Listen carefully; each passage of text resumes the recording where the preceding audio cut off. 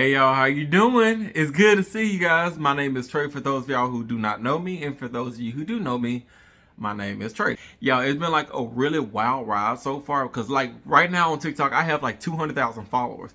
Yo, the end of January I had like 20. I want to thank you guys for following me throughout the whole process, and yeah, are you drinking your water? I guess that's a good question to ask. Are you? For those of y'all who do not know me, I talk about true crime, and I'm pretty short and sweet and to the point. I don't like to make long videos because, I mean, quite frankly, my attention span is like 5 seconds long. So I'm not going to hold you up all day with a whole lot of yip yapping and chuttering. But we're just going to go ahead and get into it and go forth. Now, for today's story, we're going to be talking about Bartholomew Granger in Texas. Have you guys heard of him? Now, honestly, when I came across Bartholomew, it was kind of it was a little different because when I came across him originally, I saw his thing on the Texas Department of Corrections, because you can go there and look up all the death row inmates. So I saw his thing, and then I read it, and it was like he killed a woman, and I was like, oh well, I hate to say this, but I was like, that's not too interesting. But yo, I actually went into the story. It's wild. It's wild. He actually was born in Galveston. However, he didn't stay in Galveston growing up. He said he was born there and then he immediately left. He was in 6 schools so he jumped around schools a lot. Now, he didn't graduate, but they did note that he faked a GED so he can get into college. Well, how do you fake a GED? Asking for a friend. I mean, I don't need a GED. I've graduated high school and I'm in college. But if they can fake a GED, I could fake a doctorate. I could start that law firm next week. If you guys do forgery, hit me up. I won't tell nobody. Now, one thing I do know about Bartholomew is he's a truck driver, which nothing wrong with being a truck driver, but that's not what I'm laughing at. This man is a rapper in his 40s. A rapper. There is no age limit to being artistic. There's no age limit to being artistic. So I'm not even going to say after a certain age you got to stop singing and dancing and rapping and stuff like that. No. I like to sing. So like, I'm never going to stop singing. Am I going to try to pursue it though? Am I going to try to pursue being a singer at 40? No. Actually, no, I've kind of given up already. Like, my dreams are gone. You guys are stopping me from jumping on bridges at this point. But Bartholomew, he is a truck driver and a rapper at 40 years old. Now, I tried to find some of his music, and I could not find it anywhere. If I find it, I promise you I'm going to go back to this video, and I'm going to put it on there, because I was like, I wonder what this man is rapping about. Now, anyway, some point down the line, Bartholomew met this woman. Her name was Claudia. Did he ever get married? Because she don't have his last name. And nor does the daughter that they have, which the daughter is Samantha, which is going to be a big part of this story. So he met Claudia. They had a daughter. They're not together at the time that this story is taking place. They are not together. They've been apart for years, but I'm not sure if they were ever married or if they were just dating.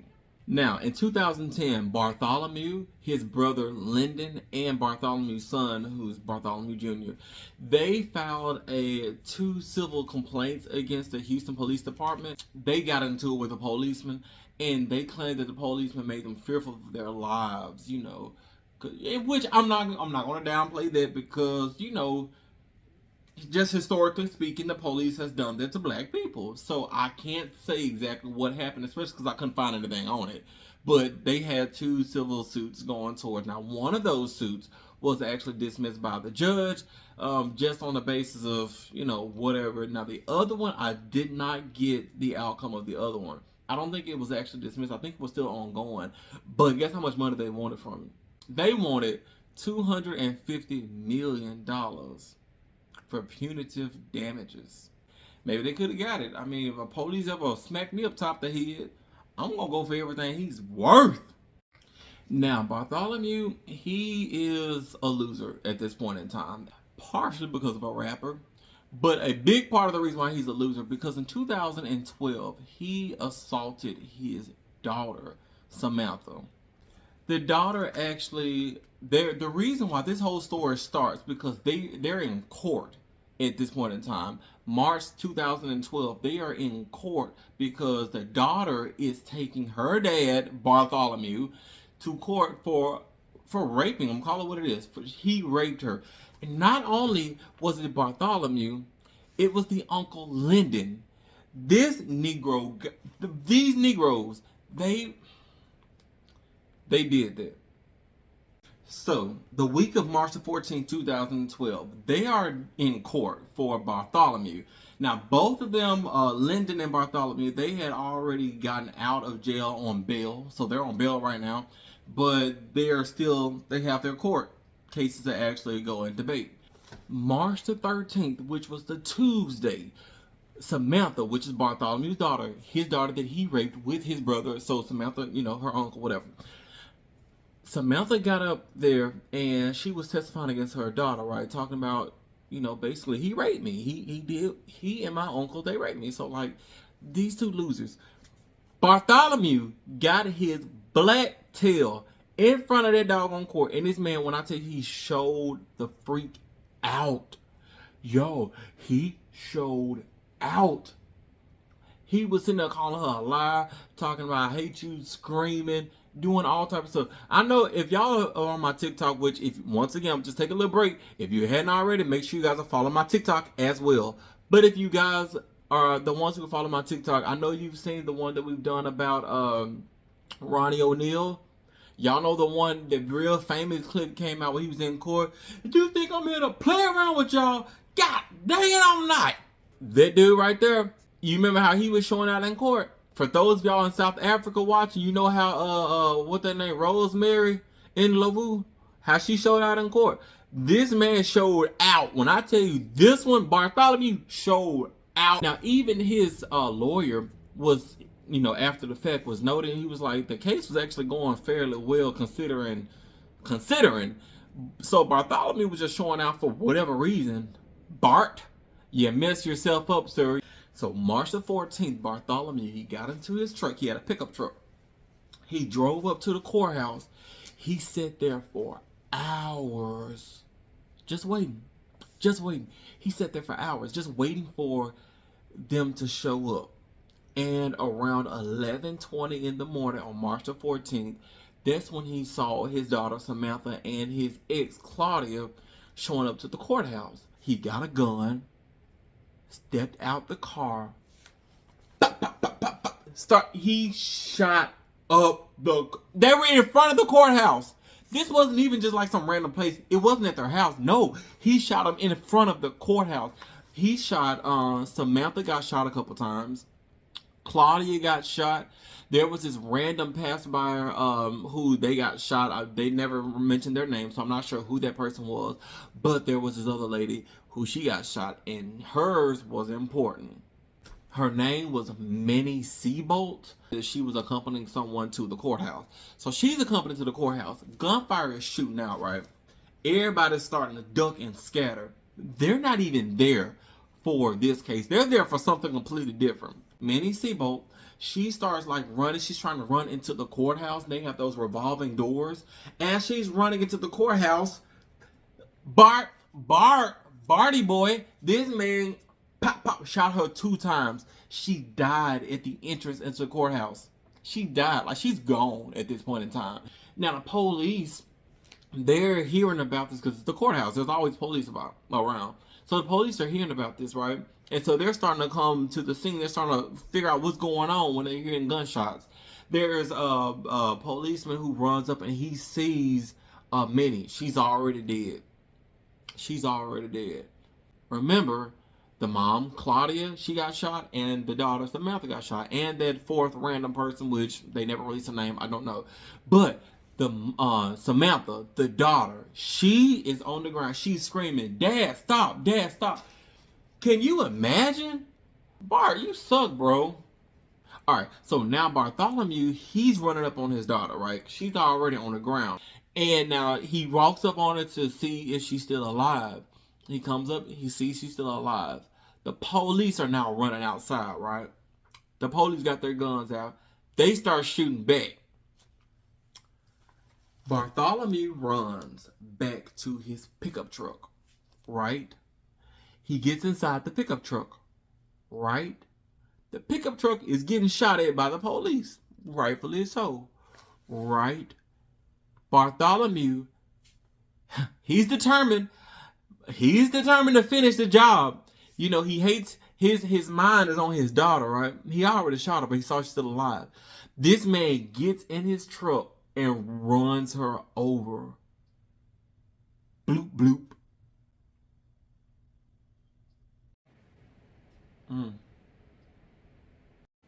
Now look, after he runs over his daughter, if you already shot her, Now you ran her over, right?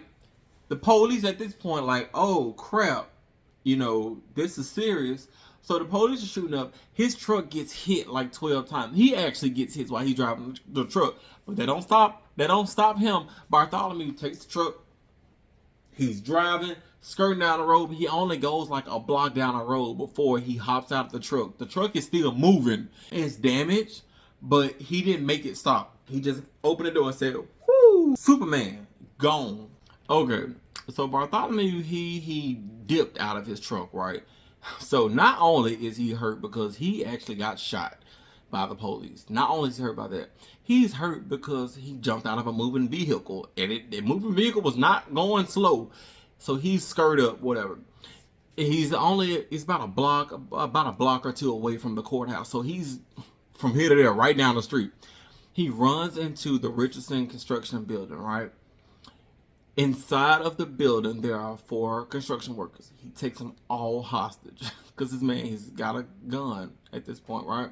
This is where it gets really stupid. He's inside the construction building, right? Now, the people there, they see him and he's like limping.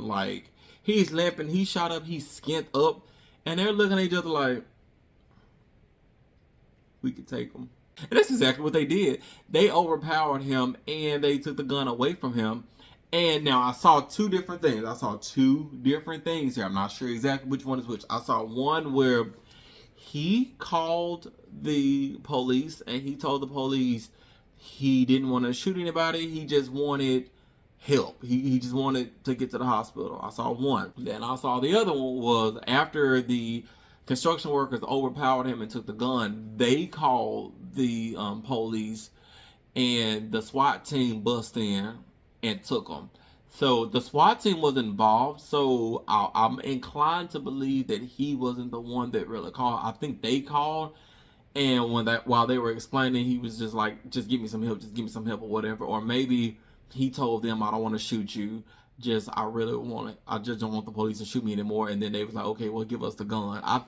That's kind of where I'm leaning. Wasn't a clear answer on that, but I'm looking at the most logical option. I'm thinking that he's hurt. He understands that he needs help, and he's like, all right, I'm not going to do nothing to you. Just give me to the hospital. That's what I'm thinking. That's what I'm leaning towards at this point in time. The SWAT team bust in. They got him. Good. Whoop the woo. Whoop the woo. Got him. Take him to the hospital. While he's in the hospital, you know, after a couple of days or however long he's there, he starts to get a little better. This Negro tries to escape. He tries to escape the hospital because he want to go to jail. But you did all that. You know, that's a good question. I wonder, do people actually think about what they're doing while it's happening? Because it doesn't make any sense. At some point, they have to realize, I probably shouldn't do this, but then they do it anyways, scared of the consequences. I don't know. But yeah, he didn't want to go to jail, but they called him. So that was another failed attempt from Bart. Now, they finally was able to arrest Barty Boy and, you know, take him to jail. So, good. Now, I know you guys can wonder, yeah, what about everybody he shot up? What about his daughter Samantha? He ran her over. So Samantha, she survived. She survived, y'all.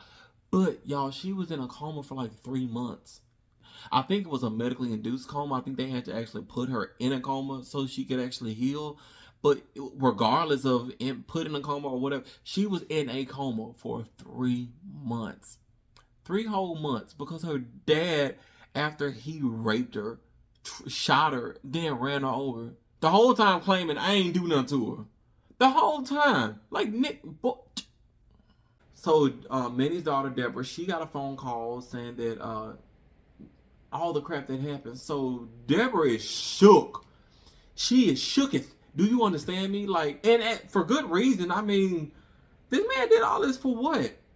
What was the reason? So they end up going to court for everything, right?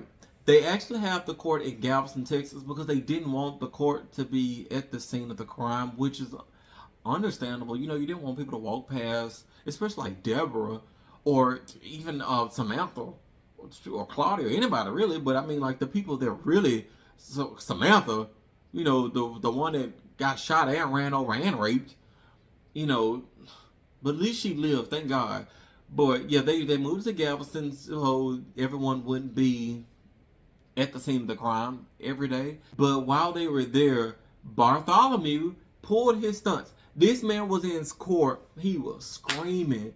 He was going off. When Deborah started explaining how he was a monster, because like, bro, you killed my mom. Like, he was screaming, I ain't kill her. I ain't kill her. The police killed her. They had to hold this man down inside the court. I ain't kill her. Ah! He's screaming all that type of stuff, right? Not only did they have to hold him down, they had to put like a spit guard on his mouth over his face. And after they carried him out the courtroom, then they put the spit guard on his face and they brought him back in. They put a spit guard on his face. He was spitting on the guards. He was spitting on them and trying to bite them and stuff. Like Barty boy. While he was in jail, because of course they arrested him, you know, after the massacre, or it wasn't a massacre, but after the thing he did.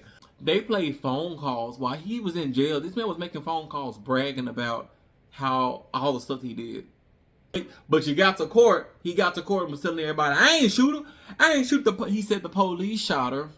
He said the police shot Minnie, and they were just trying to frame him because they wanted the lawsuit that he had. They wanted to dismiss that. Like, dude, get a life.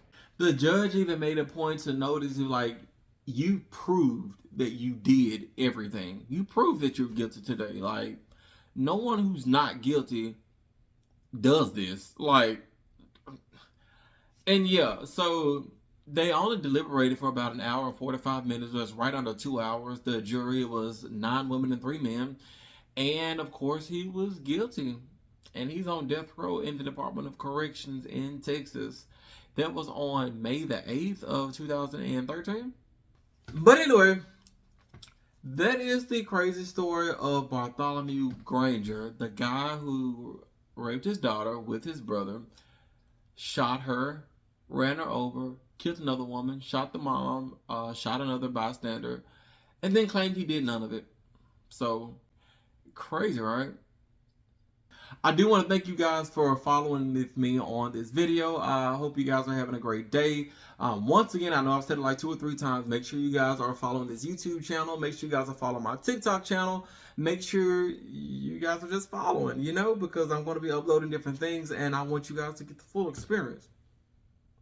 Plus, right now I have 200,000 plus followers on TikTok now, which is wild. I need y'all to translate over to here to YouTube.